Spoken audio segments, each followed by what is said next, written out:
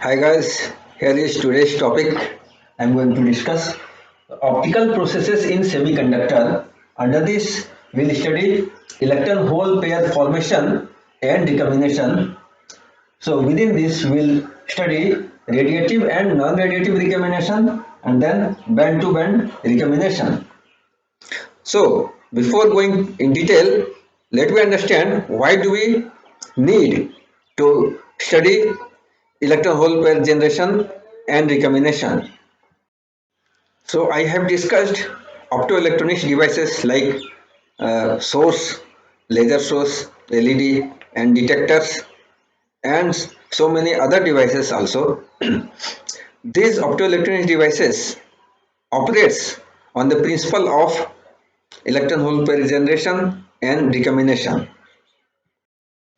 The creation and annihilation of electron hole pair is the major part on the basis of which all the optoelectronics devices, major of the optoelectronics devices can be studied. So what is the annihilation or electron hole pair generation? How it happens? So raising the energy of electron from valence band or ground state to the higher state by leaving a hole behind is called the electron hole pair generation. And when a higher energy state electron goes back and combine to hole in ground state is called the recombination of electron hole pair. And in order to do so, any particle having energy higher than the band gap energy can raise the energy of electron from ground state to higher state, and this is simply done by irradiating the sample. Suppose sample is my silicon sample or germanium sample. If we irradiate means put it in the light source, and if the light energy is greater than the energy of band gap Eg of the material, then the energy of the light will be transferred to the electron of the valence band, which will raise to the higher state to the conduction band. When energy of light is transferred to electron, an electron hole pair is generated. This process is generally known as absorption of light or simply absorption. And opposite to the process of absorption is the electron hole pair annihilation. Annihilation means the recombination. When electron recombine from conduction band to the valence band hole, both electron and hole are eliminated. The process is called annihilation and it is also known as recombination. The recombination can be of two types, radiative and non-radiative. When electron hole pair recombines and it generates light energy, then it is called radiative recombination. And if after recombination some energy goes to the as a heat energy of the device material, and heat energy is nothing but the vibration of atomic mode, and vibration of atomic mode is also called known as phonon. So some energy released by the electron hole pair recombination is transferred to the phonon as a vibration of the atom, which increases the heat or sound of the material.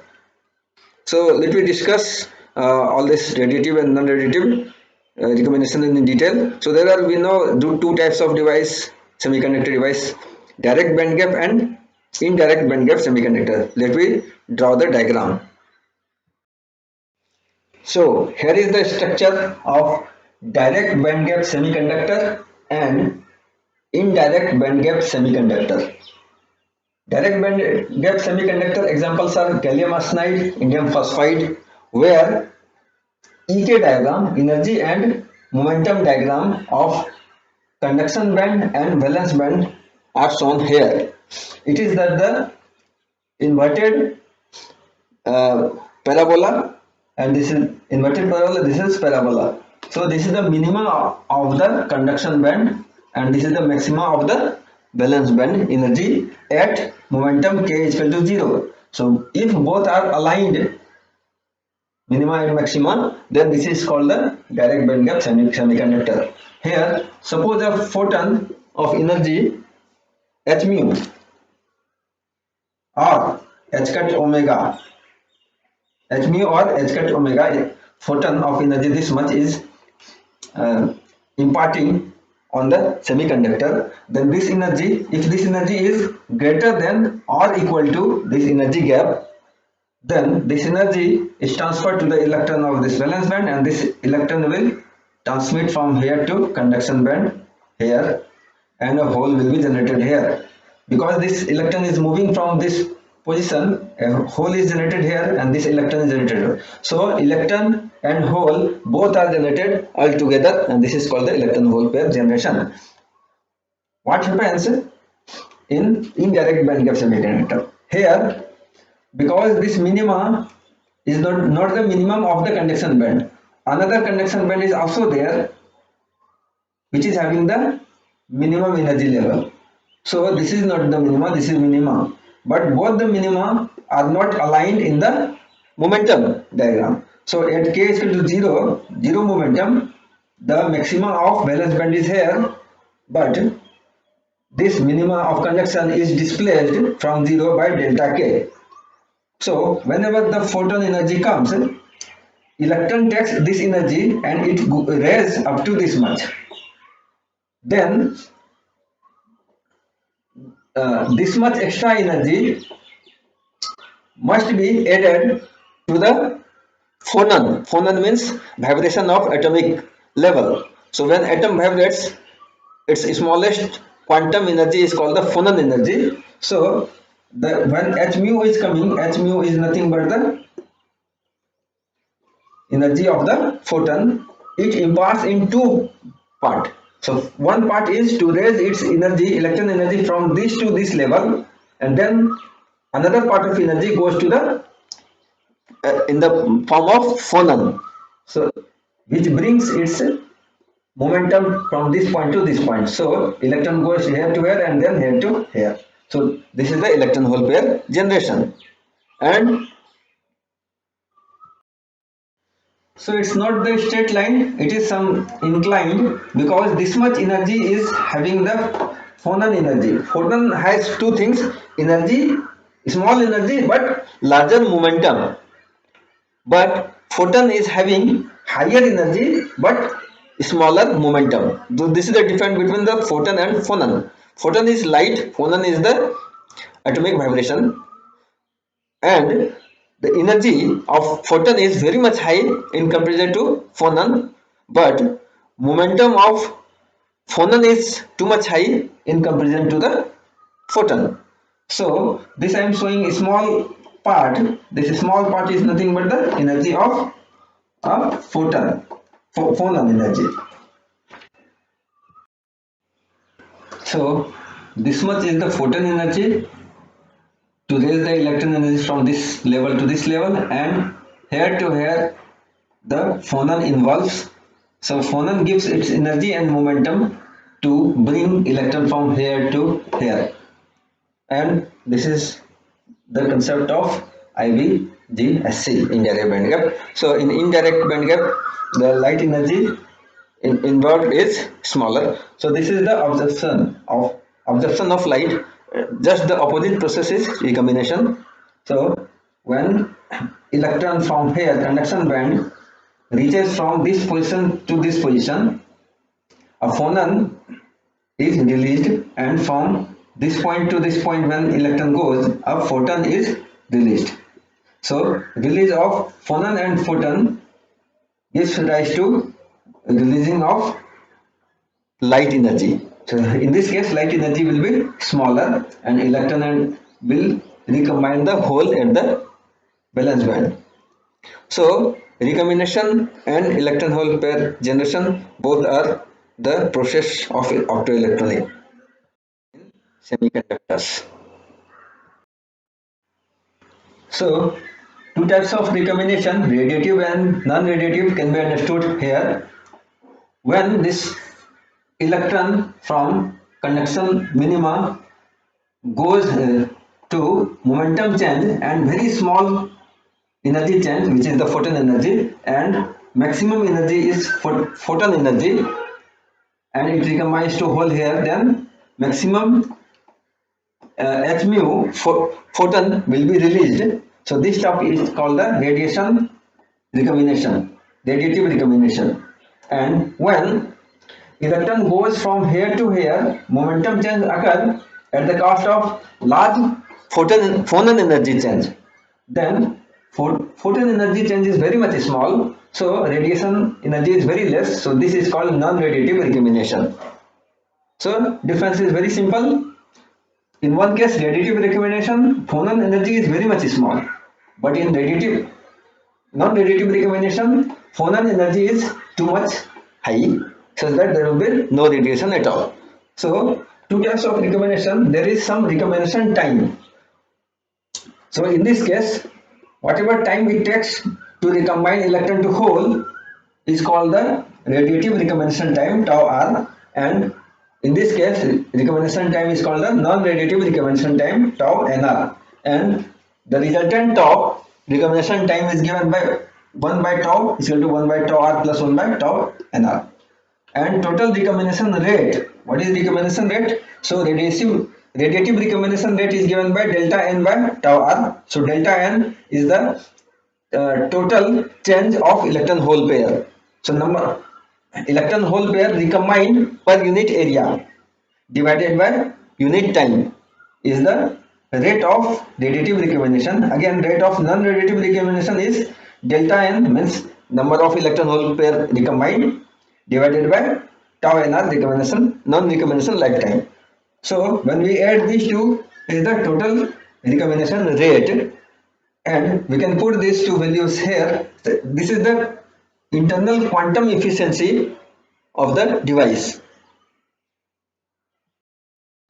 So internal quantum efficiency is nothing but how much is the rate of radiative recombination to the total recombination rate. So RR, rate of radiative recombination divided by total rate of recombination, is the internal quantum efficiency of an LED or laser is defined. And when we replace this by these two equations, we get this equal to 1 by 1 plus tau r divided by tau nr. So some problem can be done on these equations. The next point is band-to-band recombination. It is the recombination from conduction minima to the valence maxima without change of momentum. So it's in the direct band gap semiconductor like gallium arsenide or indium phosphide. So there will be no need to change of momentum in the form of phonon. So that type of recombination is the band-to-band recombination.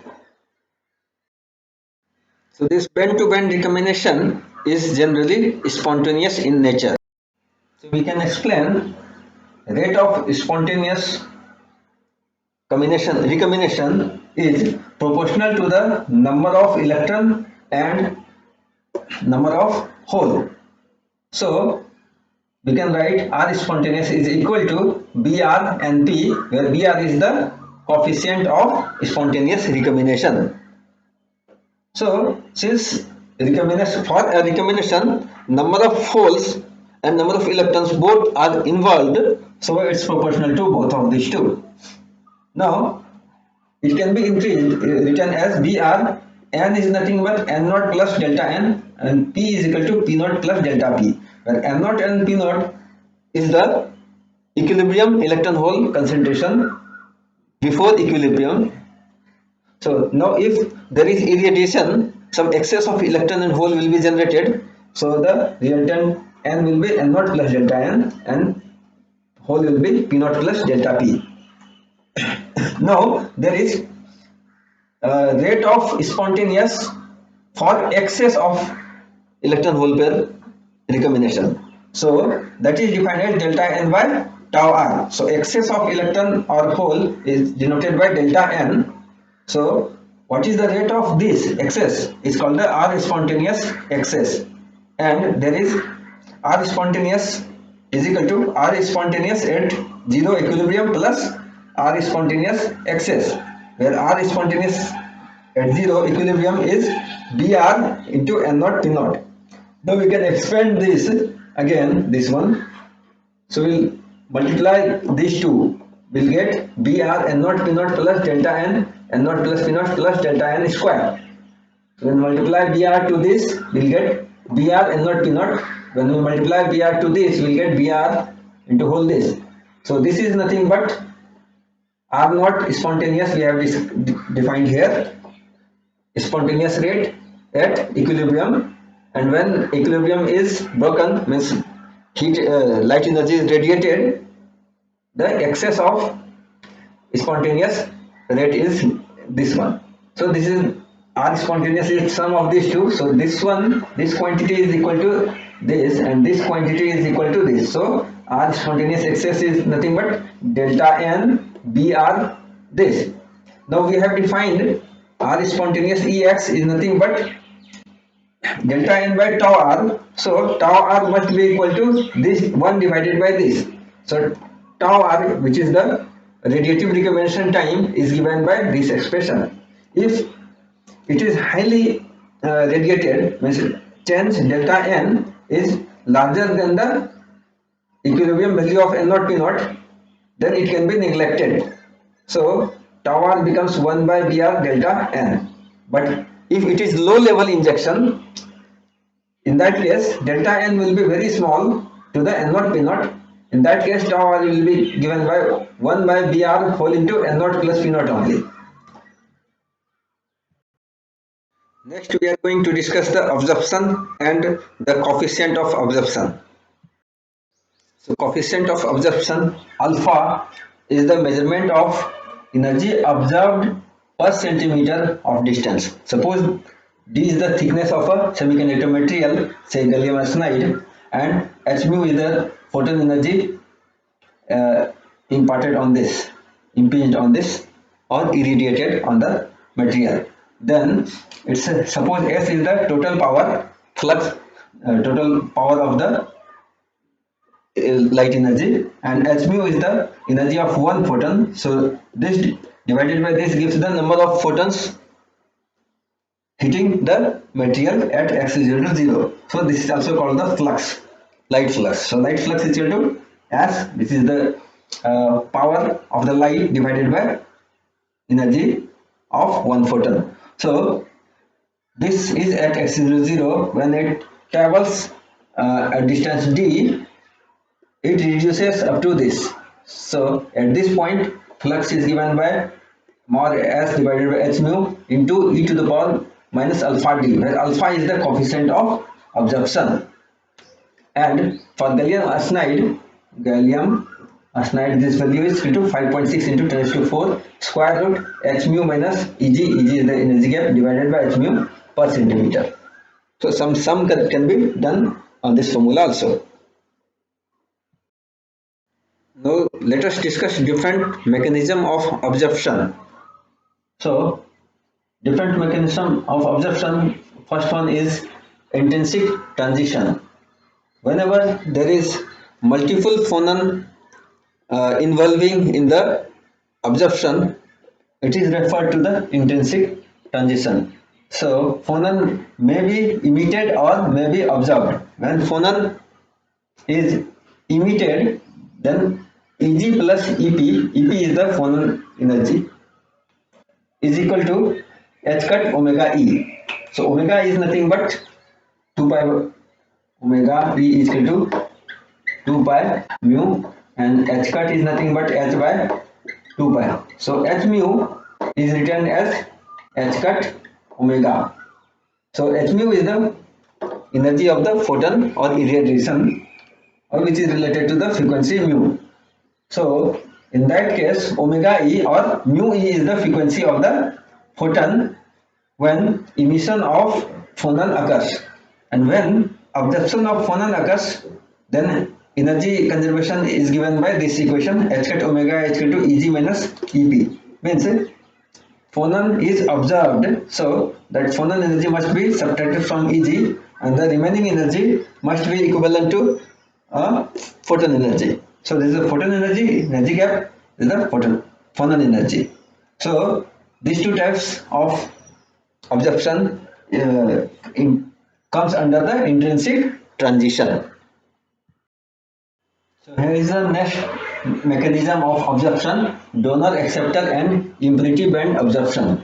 So when the semiconductor material is doped with both of positive p type and n type, we are getting donor energy level and acceptor energy level. Donor energy level is due to the n type and acceptor energy level is due to the p type. If both are present, so electron from this may go to this level when energy is absorbed. So this type of absorption is the donor acceptor energy absorption, and there may be donor to band energy absorption and acceptor to band energy absorption. So these are the three examples of the donor acceptor impurity level absorption.